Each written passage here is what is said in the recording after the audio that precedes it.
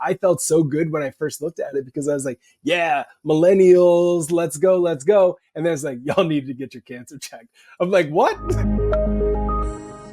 Ross from Foundation, welcome to the show. Thanks for having me. Let's have some fun.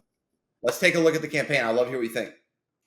If you know what a floppy disk is, it may be time for your cancer screening. What a clever way to get someone to think about something we all put off as humans.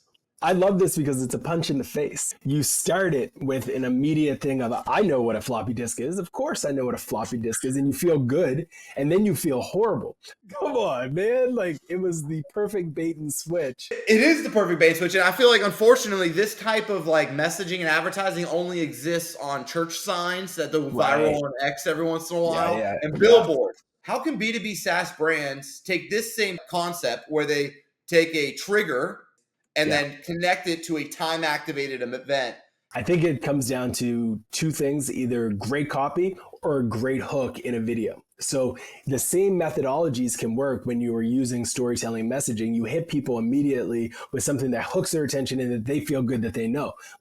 How many of you spend X amount of hours every single week in Google Analytics or inside of Tableau or whatever it is, and they feel good? They're like, I'm a Tableau expert. And then you punch them in the face and you're like, you're spending way too much time doing that. Like, that's not the best use of your time, right? And I think it works really well if there's no obvious connection. People have a connection between like being inefficient with sales ops in Salesforce. I think what's so clever about this is there is no connection between a floppy disk and cancer. And that's what I think gets you. Yeah, I think that's a good insight too, right? It's like, how far can you go to something that your ICP would resonate with, but it's not connected directly to your solution and your offering? I did a show with Anthony Canada, and we talked about liquid death, and they did this comparison. It wasn't liquid death versus Dasani, it was liquid death versus caviar. But caviar is not even a drink, and that's what created the creative hook.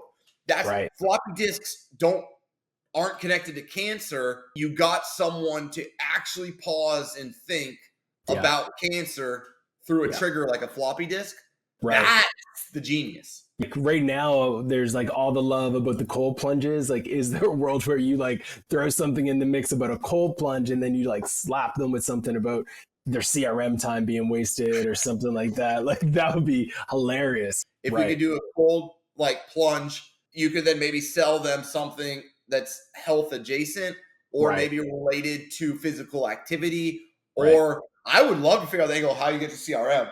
That's the real creativity, is like grinding through ideas. So you get one that's abstract and connected. Yeah. And just like pushing through, like thinking about all the things, like you imagine your ICP. That's like, what are things that they interact with every single day, but they don't even realize that other people in their world are also interacting with every single day. It could be their computer chair. It could be the fact that they're sitting all the time.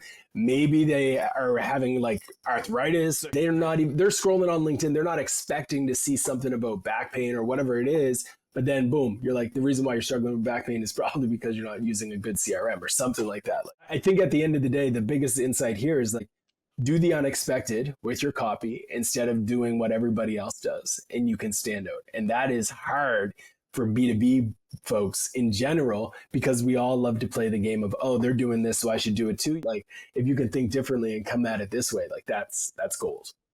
And that, my friends, is why I wanted Ross on the show. Thanks for having me.